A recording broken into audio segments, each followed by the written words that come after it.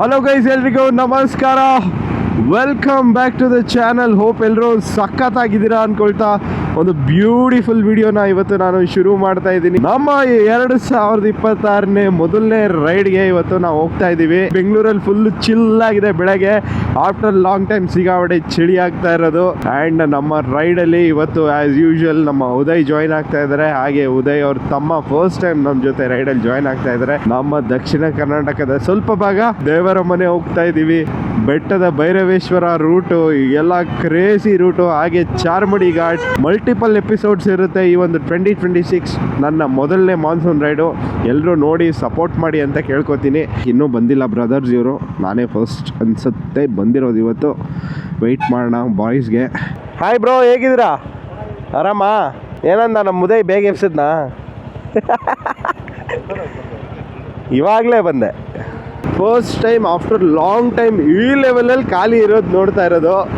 ಯಾರೂ ಇಲ್ಲ. Very good, very good. ಅಲ್ಲೋ ಇಲ್ಲಿ ಒಬ್ಬೊಬ್ಬರು ಯಾರು ನಿಂತಿದ್ದಾರೆ ಅಷ್ಟೇ, ಬೈಕರ್ಸ್ ಕೂಡ. ಟೈಮ್ ಈಗ 6:40 ಆಗಿದೆ.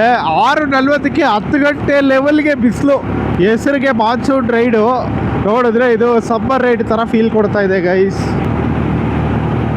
ಇಂದ್ರಪ್ರಸ್ಥ ಹೋಟ್ಲಿಗೆ ಬಂದಿದ್ದೀವಿ. ಆಗುಬೆ ರೈಡಲ್ಲೂ ಇಲ್ಲೇ ನಿಲ್ಸ್ಕೊಂಡು ತಿಂಡಿ ತಿನ್ಕೊಂಡು ಹೋಗಿದ್ದೀವಿ. ಚೆನ್ನಾಗಿರುತ್ತೆ ಇಲ್ಲಿ ಬ್ರೇಕ್ಫಾಸ್ಟು. ನೀವು ಏನಾದರೂ ಹಾಸನ ಡೈವಲ್ಲಿ ಇದ್ದರೆ ಇಂದ್ರಪ್ರಸ್ಥಗೆ ಬನ್ನಿ. ಈ ಯೂಶಲಿ ಟ್ರಾವೆಲ್ ಮಾಡುವ ಇಡ್ಲಿ ವಡೆ. ಇವರು ಉದಯ್, ಇದು ಅವ್ರ ತಮ್ಮ ಸಂಜಯ್. ಫಸ್ಟ್ ಟೈಮ್ ನಮ್ಮ ಜೊತೆ ರೈಡ್ ಬರ್ತಾ ಇರೋದು ಸಂಜಯ್. ಒಳ್ಳೆ ಇಡ್ಲಿ ವಡೆ ಬಂತು. ಇವನು ಬರೀ ಇಡ್ಲಿ ತೊಗೊಂಡ, ನಾವಿಬ್ಬರು ಇಡ್ಲಿ ವಡೆ ತೊಗೊಂಡಿದ್ದೀವಿ. ಗಾಡಿಯಲ್ಲಿ ಏರ್ ಕಮ್ಮಿ ಆಗಿದೆ. ಇಲ್ಲಿ ಯಾರು ಏರ್ ಹಾಕಲ್ವಂತೆ, ನಾವೇ ಹಾಕೋಬಿಡೋಣ ಏರು.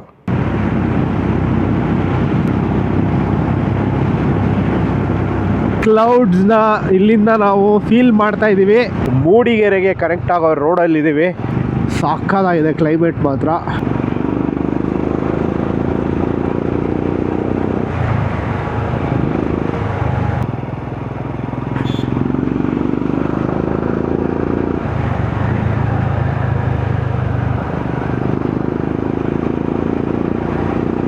ಬೆಟ್ಟದ ಭೈರವೇಶ್ವರಕ್ಕೆ ಹೋಗುವಂಥ ಒಂದು ಬ್ಯೂಟಿಫುಲ್ ರೂಟು. ಅವಾಗ ಡ್ರಿಸಲ್ ಆಗ್ತಾ ಇದೆ. ಆ್ಯಂಡ್ ಫುಲ್ಲು ಫಾಗ್ ಕವರ್ ಆಗಿದೆ. ಮಳೆ ಬಂದು ನಿಂತಿದೆ. ಆ ಕಡೆ ಎಲ್ಲ ಎಷ್ಟು ಚೆನ್ನಾಗಿ ಕಾಣಿಸ್ತಾ ಇದೆ. ಬೆಟ್ಟದ ಭೈರವೇಶ್ವರಕ್ಕೆ ಡೈವರ್ಷನ್ ತಗೊಂಡಿದ್ದೀವಿ. ನೋಡಿ ಅಲ್ಲಿ ಫಾಗ್ ಹೆಂಗಿದೆ. ಓ ಮೈ ಗಾಡ್, ವಾವ್. ಮುಂದೆ ನೋಡಲ್ಲಿ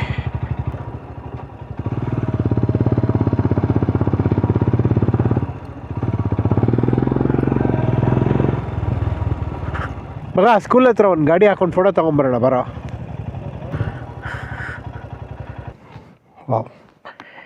ಓ ಗೈಸ್, ಹೇಗಿದೆ ಗೊತ್ತಾ climate? Oh my god, very beautiful climate. Wow. ಅಲ್ಲಿ ನೋಡಿ ಮೇಲ್ಗಡೆ ಹೆಂಗಿದೆ ಗೊತ್ತಾ, ಕ್ಲೌಡ್ ಫಾರ್ಮ್ ಆಗಿದೆ ಅಲ್ಲಿ. ಓಹೋ, ಹಾಸನಾಂಬೆ ಬೆಟ್ಟದ ಭೈರವೇಶ್ವರ ಲೆಫ್ಟು 2 ಕಿಲೋಮೀಟರ್ಸ್. ಮ್ಯಾಪ್ ಏನೂ ಹಾಕೊಳ್ಳದೆ ಬರ್ತಾ ಇರೋದು ಗೈಸ್. ಸ್ವಲ್ಪ ಮ್ಯಾಪ್ಗೆ ಪ್ರಾಕ್ಟೀಸ್ ಆಗಿಬಿಟ್ಟಿದ್ದೀವಿ ತುಂಬ. ಸೊ ಅದರಿಂದ ಬೋರ್ಡ್ಗಳನ್ನ ನೋಡ್ಕೊಂಡು ಹೋಗೋ ಥರ ಪ್ಲ್ಯಾನ್ ಮಾಡ್ತಾಯಿದ್ದೀವಿ. ಶ್ರೀ ಬೆಟ್ಟದ ಭೈರವೇಶ್ವರ ಲೆಫ್ಟು. ಚೆನ್ನಾಗಿ ಕಾಣಿಸ್ಬೇಕು ಅಂತ 4K ರೆಕಾರ್ಡ್ ಮಾಡ್ತಾ ಇದ್ದೀನಿ ಇದನ್ನು ನಾನು. Hope you guys enjoy this. ಬೆಟ್ಟ ಹತ್ತುತ್ತಾ ಇದ್ದೀವಿ. ಮೇಲ್ಗಡೆ ಫಾಗ್ ಫುಲ್ಲು ಕವರ್ ಆಗಿದೆ. ಆ ಫೀಲೇ ಬೇರೆ ಗುರು ಇವತ್ತು. ಬೆಟ್ಟದ ಭೈರವೇಶ್ವರ ಒಂದು ಬ್ಯೂಟಿಫುಲ್ ಪ್ಲೇಸ್ಗೆ ಬಂದು ರೀಚ್ ಆಗಿದ್ದೀವಿ. ಆ್ಯಂಡ್ ಆ್ಯಸ್ ಯೂಶುವಲ್ ಇಲ್ಲಿ ದೊಡ್ಡ ಗಲಾಟೆ ಆಗಿತ್ತು, ನಿಮಗೆಲ್ಲ ಗೊತ್ತು. ಸೊ ಇವಾಗ ಎಲ್ಲರೂ ಚಪ್ಪಲಿ ನೀಟಾಗಿ ಆಚೆ ಬಿಟ್ಟು ಇಲ್ಲಿ ಒಳಗಡೆ ಬಂದು ವಿಡಿಯೋಗ್ರಫಿ, ಫೋಟೋಗ್ರಫಿ ಮಾಡ್ಕೋತಿದ್ದಾರೆ. Climate is very beautiful. ಸಕ್ಕತ್ತಾಗಿದೆ ಕ್ಲೈಮೇಟು. ಒಂದು ಸತಿ ನಿಮ್ಗೆ ಆ ಕಡೆ ಈ ಕಡೆ ತೋರಿಸ್ತೀನಿ ನೋಡಿ, ಬ್ಯೂಟಿಫುಲ್ ಆಗಿದೆ ಕ್ಲೈಮೇಟ್. ನೀವೆಲ್ಲ ತುಂಬ ಸಲ ಬೆಟ್ಟದ ಭೈರವೇಶ್ವರಕ್ಕೆ ತುಂಬ ಜನ ಬಂದಿರ್ತೀರ. ಬಟ್ ಫೋಟೋ ಶೂಟ್ ಮಾಡಿರ್ತೀರ, ವಿಡಿಯೋ ಶೂಟ್ ಮಾಡ್ಕೊಂಡು ಹೋಗಿರ್ತೀರ. ಬಟ್ ಈ ಬೆಟ್ಟದ ಭೈರವೇಶ್ವರದಲ್ಲಿ ಒಂದು ಇತಿಹಾಸನೇ ಇದೆ. ಆ ಇತಿಹಾಸ ಏನು, ಯಾಕೆ ಈ ದೇವಸ್ಥಾನ ಅಷ್ಟು ಫೇಮಸ್ ಅಂತ, ವಿಶೇಷತೆ ಏನಿದೆ ಅಂತ ಈ ಒಂದು ಬ್ಯೂಟಿಫುಲ್ ಡ್ರೋನ್ ಶಾಟ್ ತೋರಿಸ್ತಾ ನಿಮಗೆ ಈ ಒಂದು ಬ್ಯೂಟಿಫುಲ್ ಪ್ಲೇಸ್ ಬಗ್ಗೆ ಎಕ್ಸ್ಪ್ಲೇನ್ ಮಾಡ್ತಾ ಹೋಗ್ತೀನಿ. ಬೆಟ್ಟದ ಭೈರವೇಶ್ವರಕ್ಕೆ ನೆಕ್ಸ್ಟ್ ಟೈಮ್ ನೀವು ಬಂದಾಗ ಖಂಡಿತ ನೀವು ಇಲ್ಲಿ ನಡೆಯುವಂಥ ರೂಟ್ ರೂಲ್ಸ್ನ ಫಾಲೋ ಮಾಡಿ ಬೆಟ್ಟದ ಭೈರವೇಶ್ವರದ ದೇವಸ್ಥಾನದ ಹಿಸ್ಟ್ರಿನ ತಿಳ್ಕೊಂಡು ಬರೋಣ. Let's go. ಪಶ್ಚಿಮ ಘಟ್ಟಗಳ ಸುಂದರ ಬೆಟ್ಟದ ತುದಿಯಲ್ಲಿ ನೆಲೆಸಿರುವ ಈ ಪುರಾತನ ಶಿವಾಲಯವು ಸುಮಾರು 600 ವರ್ಷಗಳಷ್ಟು ಹಳೆಯದು ಅಂದ್ರೆ ನೀವು ನಂಬ್ತೀರಾ? ಹೌದು. ಸ್ಥಳೀಯರ ಕಥೆಗಳ ಪ್ರಕಾರ ಮಹಾಭಾರತದ ಪಾಂಡವರು ತಮ್ಮ ಅಜ್ಞಾತ ವಾಸದ ಸಮಯದಲ್ಲಿ ಈ ಒಂದು ಪ್ರದೇಶದಲ್ಲಿ ತಂಗಿದ್ರು. ಹಾಗೆ ಈ ಬೆಟ್ಟಕ್ಕೆ ಪಾಂಡವರ ಗುಡ್ಡ ಅಂತ ಕೂಡ ಹೆಸರು ಬಂದಿತ್ತು.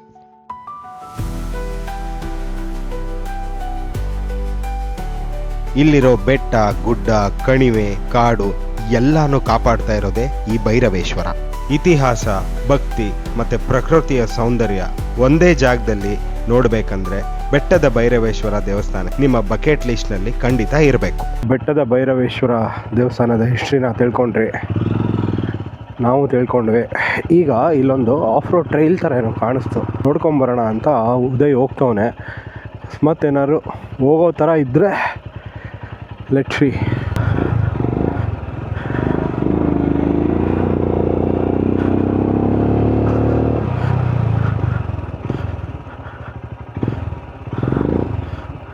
ಇಲ್ಲಿಗೆ ಎಂಡು. ಎಲ್ಲ ಪ್ಲಾಸ್ಟಿಕ್ ಬಾಟ್ಲ್ ಹಾಕ್ಬಿಟ್ಟು ಗಲೀಜು ಮಾಡಿ ಹಾಕ್ಬಿಟ್ಟವ್ರು ಗುರು ಈ ಜಾಗನ. ಫುಲ್ಲು ಪ್ಲಾಸ್ಟಿಕ್ ಬಾಟ್ಲು ಜಾಗನೇ ಹಾಳು ಮಾಡಿಕ್ಬಿಡ್ತಾರಪ್ಪ. ಒಂದು ರಿಕ್ವೆಸ್ಟ್ ಏನಪ್ಪ ಅಂದರೆ, ಈ ಥರ ಒಂದೊಂದು ಜಾಗಕ್ಕೆ ನೀವು ಬಂದಾಗ ಆ್ಯಕ್ಚುಲಿ ಯಾರು ರಿಸ್ಟ್ರಿಕ್ಷನ್ಸ್ ಮಾಡೋದಿಲ್ಲ, ರೇರು ರಿಸ್ಟ್ರಿಕ್ಷನ್ಸ್ ಎಲ್ಲ ಮಾಡೋದು. ಸೊ ದಯವಿಟ್ಟು ನಾನು ನಿಮ್ಗೆಲ್ರಿಗೂ ರಿಕ್ವೆಸ್ಟ್ ಮಾಡೋದು ಏನಪ್ಪ ಅಂದರೆ, ಈ ಥರ ಜಾಗಕ್ಕೆಲ್ಲ ಬಂದಾಗ ದಯವಿಟ್ಟು ಪ್ಲಾಸ್ಟಿಕ್ ಬಾಟ್ಲ್ಗಳು ಎಸಿಬೇಡಿ. ನಾನು ನಿಮ್ಗೆ ತೋರಿಸಿದೆ, ಅಲ್ಲಿ ನೀವು ನೋಡಿದ್ರಿ ಹೆಂಗಿತ್ತು ಪ್ಲಾಸ್ಟಿಕ್ ಬಾಟ್ಲೆಲ್ಲ ಅಂತ. ಈ ಥರ ಎಲ್ಲ ಪ್ಲಾಸ್ಟಿಕ್ ಬಾಟ್ಲ್ಗಳು ಎಲ್ಲ ಎಸೆದ್ರೆ ಏನಾಗಬಾರ್ದು, ಈ ಜಾಗದ ಮಹಿಮೆ ಏನು, ನೀವು ಏನು ಮಾಡ್ತಾಯಿದ್ದೀರ ಇಲ್ಲಿ ಬಂದು, ಇವೆಲ್ಲ ಗೊತ್ತಿರಬೇಕು. ಸುಮ್ಮನೆ ಒಂದು ಜಾಗದ ಬಗ್ಗೆ ಕುತ್ಕೊಂಡು ಕಮೆಂಟ್ ಮಾಡೋದಲ್ಲ ಗೈಸ್. ದಯವಿಟ್ಟು ಬೆಟ್ಟದ ಭೈರವೇಶ್ವರಕ್ಕೆ ಬರೋರು ಈ ಜಾಗದ ಮಹಿಮೆನ ಫಸ್ಟ್ ಅರ್ಥ ಮಾಡ್ಕೊಳ್ಳಿ. ದೇವಸ್ಥಾನದ ಮಂಡಳಿಗೆ ನನ್ನ ಕಡೆಯಿಂದ ರಿಕ್ವೆಸ್ಟ್ ಮಾಡ್ಕೊಳ್ಳೋದೇನೆಂದರೆ, ನಿಮ್ಗೆಲ್ರಿಗೂ ಗೊತ್ತು ಇಲ್ಲಿ ತುಂಬ ವಿಸಿಟರ್ಸ್ ಇದ್ದಾರೆ ಅಂತ. ದಯವಿಟ್ಟು ಒಂದು ಶೌಚಾಲಯ ಆ ಥರ ಏನಾದರೂ ಒಂದು ಮಾಡಿ, ಸೊ ದಟ್ ಅವಾಗ ಜನ ಶೌಚಾಲಯ ಯೂಸ್ ಮಾಡ್ತಾರೆ, ಪ್ಲಾಸ್ಟಿಕ್ ಬಾಟ್ಲ್ ಎತ್ಕೊಂಡು ಹೋಗಿ ಗಲೀಜು ಮಾಡಲ್ಲ. This is a request from me to ಈ ಒಂದು ಮಂಡಳಿ ಏನಿದೆ ಇಲ್ಲಿ, ಬೆಟ್ಟದ ಭೈರವೇಶ್ವರ ಮಂಡಳಿಗೆ ನನ್ನ ಕಡೆಯಿಂದ ರಿಕ್ವೆಸ್ಟು. ಈ ವಿಡಿಯೋನ ಇಲ್ಲೇ ಎಂಡ್ ಮಾಡ್ತಾಯಿದ್ದೀನಿ. ನೀವು ಮಾಡಬೇಕಾಗಿರೋದಿಷ್ಟೇ, ವಿಡಿಯೋನ ಲೈಕ್ ಮಾಡಿ, ಶೇರ್ ಮಾಡಿ, ಕಮೆಂಟ್ ಮಾಡಿ. ಸಬ್ಸ್ಕ್ರೈಬ್ ಮಾಡದೆ ವಿಡಿಯೋ ನೋಡ್ತಾ ಇದ್ದರೆ ದಯವಿಟ್ಟು ಸಬ್ಸ್ಕ್ರೈಬ್ ಮಾಡ್ಕೊಳ್ಳಿ ಅಂತ ಹೇಳ್ತಾ, thank you guys, thanks for all your support. Bye bye.